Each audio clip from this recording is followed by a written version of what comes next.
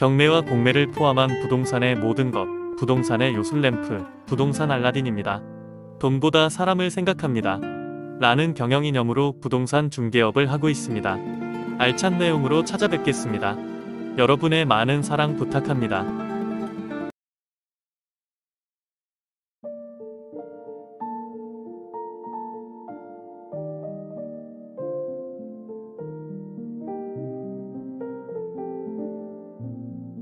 부동산 알라딘의 박만재입니다. 재개발 현장을 발로 뛰면서 여러분에게 현장 정보와 더불어 부동산 관련 법규와 정책 등을 생생히 전달하기 위해 최선을 다하고 있습니다. 오늘은 서울시 개발구역에서 상당한 구역이 토지거래 허가구역으로 지정이 되어 있어 이에 대한 기본적인 지침을 소개하려고 합니다.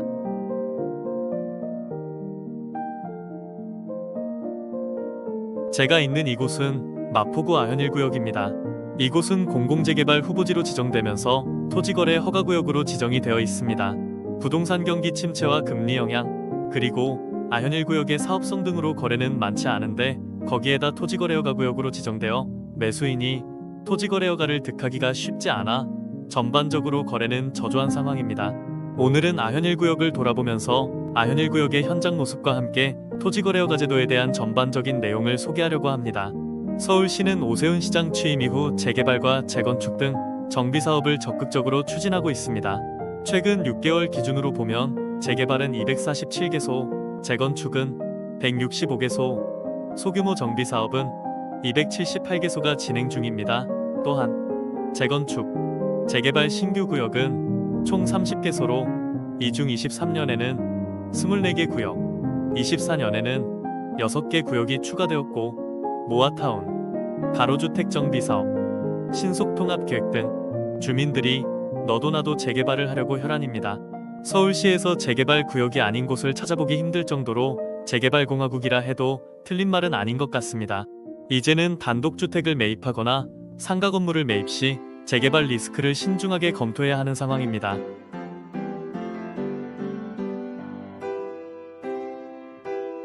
주민 제한에 의한 재개발구역 신청 제도가 2024년에 도입되었습니다. 이제 지자체를 제외한 지역 주민이 자체적으로 사업구역을 설정하고 해당 구역 내 토지 소유자의 10% 이상 동의를 확보하면 사업을 제한할 수 있습니다.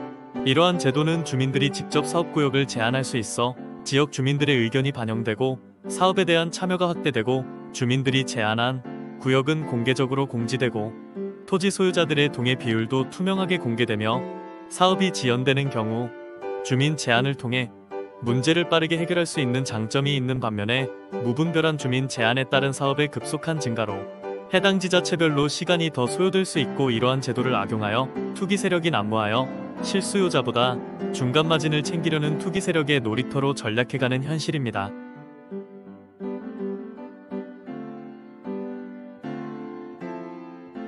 토지거래 허가구역은 해당 구역 내 토지 거래를 할 때 각 지자체의 시장, 군수 또는 구청장의 허가를 받아야만 가능하도록 정부에서 지정한 구역을 의미합니다. 이 제도는 토지의 투기적 거래가 성행하거나 지가가 급등하는 지역과 그러한 우려가 있는 지역에 대해 토지 투기를 사전에 방지하기 위해 도입되었습니다. 부동산 시장 과열을 방지하기 위한 강제적인 규제 정책 중 하나로 볼 수 있습니다. 토지거래 허가구역은 국토교통부 장관 및 각 지자체장이 지정권을 가지고 있으며 지정 기간은 5년 이내로 되어 있지만 지정권자의 판단에 의해 연장될 수 있습니다. 서울시에서는 신속통합계획 정비사업 대상으로 지정된 구역에 대해 투기 수요가 몰리는 것을 방지하기 위해 토지거래허가구역으로 지정하고 있습니다. 이번 시간에는 토지거래허가구역으로 지정된 재개발 구역에서 거래허가를 받기 위한 기본적인 가이드라인을 소개해드리겠습니다. 자리해하시고 본인이 원하는 지역이 토지거래 허가구역인 경우에 활용하시기 바랍니다.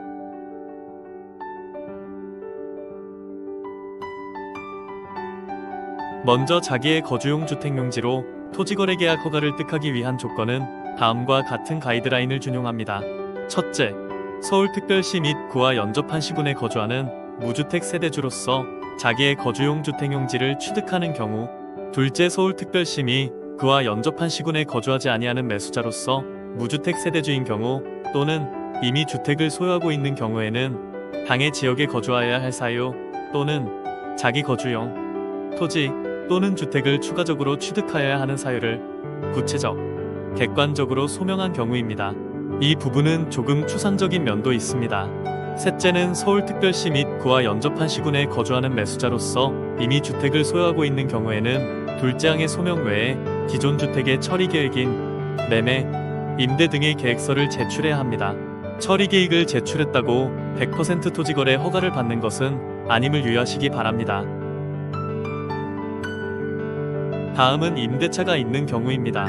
거래하고자 하는 주택의 임대차 계약기간이 남아있는 주택을 취득하려는 경우에는 2년간의 거주임으로 원칙적으로 토지거래 계약 허가를 받을 수 없으나 토지거래 계약 허가를 받더라도 실제로 토지를 취득하기까지는 일정 기간, 통상 2에서 3개월을 적용이 소요되므로 토지 취득 시점이 도래하기 전까지 임대차 계약 기간이 종료되는 경우 예외적으로 허가 신청이 가능합니다.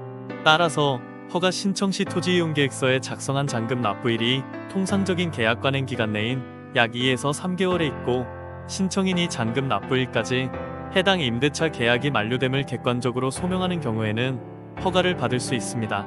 아울러 주거 목적으로 토지거래 계약을 허가받은 경우 2년간 그 토지를 허가받은 목적대로 이용하여야 하며 허가받은 목적대로 이용하지 않고 임대, 방치하는 등의 행위를 할 경우 이행강제금이 부과될 수 있음을 유의하시기 바랍니다. 주택임대사업자의 부동산을 매수하는 경우 원칙적으로 사업자를 승계해야 하며 거주 대신 주택임대사업자의 신청은 원칙적으로 불허가 사항입니다.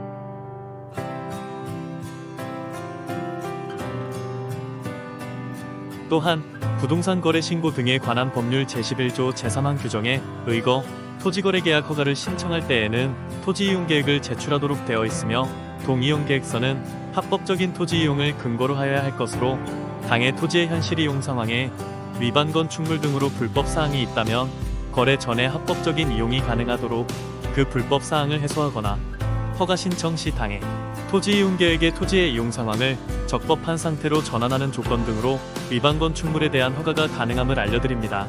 이상이 토지거래 허가를 받기 위한 국토부의 지침입니다. 일부 과도한 부분도 있어 보이지만 슬기롭게 대처하여 원하는 토지거래 승낙을 받으시기 바랍니다. 부동산 알라딘에서는 재개발 투자 분석을 통해 매수자에게 정확한 정보를 컨설팅하며 서울 전 지역의 재개발과 경매 컨설팅도 서비스하고 있습니다. 많은 이용 부탁드립니다. 오늘 영상은 여기까지입니다. 시청해주셔서 감사합니다.